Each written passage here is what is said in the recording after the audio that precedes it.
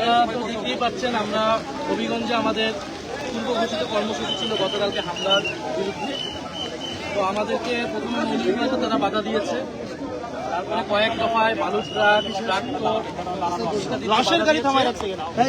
এবং আমরা এখানে এসে পুলিশ সর্বশেষ আটকিয়ে রেখেছে এবং তার পিছিয়ে ছাত্রদলের শত শত সন্ত্রাসীরা আছে। আমাদের কথা যেহেতু 144 ধারা জারি করেছে, আমরা আইন শৃঙ্খলার পরিবেশ বা সব কিছু সহযোগিতা করে আমরা আমাদের বলেছি আমরা শুধু যাবো, মামলা দায়ের করবো, আহতদের দেখবো, তাদের পরিবারের সাথে সাক্ষাৎ করে আমরা চলে আসবো।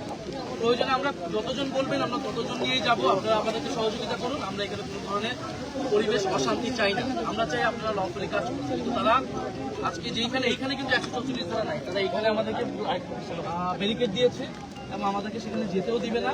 ইতিমধ্যে কিন্তু যারা আসামি, যারা চোখ ফেলেছে, তারা চোখে আঘাত করেছে রড দিয়ে, তাদেরকে কিন্তু পালিয়ে যাওয়ার সহায়তা করা হচ্ছে। তারা নিজেরাও মামলা করে নাই, আমাদেরকেও মামলা করতে দেরি করাচ্ছে যাতে আসামি পালিয়ে যেতে পারে। এবং স্থানীয় এমপি বা ঊর্ধ্বতন কর্তৃপক্ষের পক্ষ যারা কার কথা বলছে আমরা জানি না। আমাদের কথা, আমরা এখানে বসে থাকবো। আমরা আসছি ঢাকা থেকে, আমরা হবিগঞ্জে মামলা করবো, তারপর আমরা যাবো। এখন আমাদের নিরাপত্তার কথা যারা বলছে তারা দেখি তারা কতটুকু কার নিরাপত্তা দেয়, কিন্তু আমরা হবিগঞ্জবাসী সাধারণ মানুষ, এনসিপি, ছাত্রশক্তি সহ জুলাই যোদ্ধা যারা আছে তাদের নিরাপত্তা, তাদের আইনি অধিকার, রাজনৈতিক অধিকার নিশ্চিত করে আমরা এখান থেকে যাবো। মাহমুদ আপা একটু আপনি বলেন। এমনি লোক বাচ্চা ছেলের চোখ একটা অলরেডি নষ্টের পথে, ডাক্তার বলছে যে এটা দিয়ে কাজ হবে না, এটাকে আমরা হচ্ছে হায়ার চিকিৎসার জন্য ঢাকায় পাঠিয়ে দিয়েছি।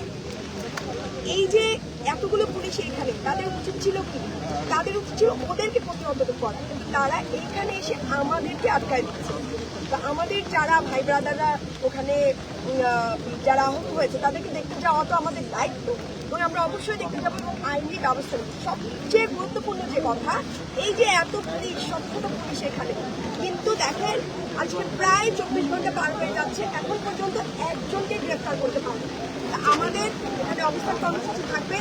আমরা বলেছি যে আমরা থানায় যাব, মামলা দিব, মামলা দিয়ে আমরা চলে আসবো। কিন্তু সেই মামলা দেওয়ার যে একটা, আচ্ছা 144 ধারা চলে, ঠিক আছে, আমরা তো মামলা দিতে পারি, এবং আমরা এটাও বলেছি যে আমরা 4-5 জনও যেতে রাজি, কিন্তু সেটাও ওনারা রাজি হচ্ছেন না, আমাদেরকে যেতে দিচ্ছেন না। অথচ ওই পাশে তারপর দেশীয় অস্ত্র সহ ওনারা দাঁড়িয়ে আছে।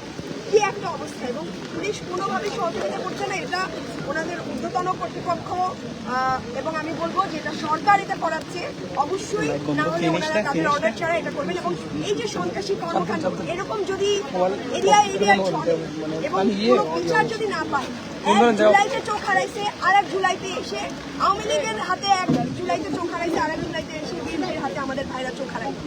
এইভাবে তো একটা দেশ চলতে পারে না। এইখানে সুরাহা করে তারপরে আমরা যাবো।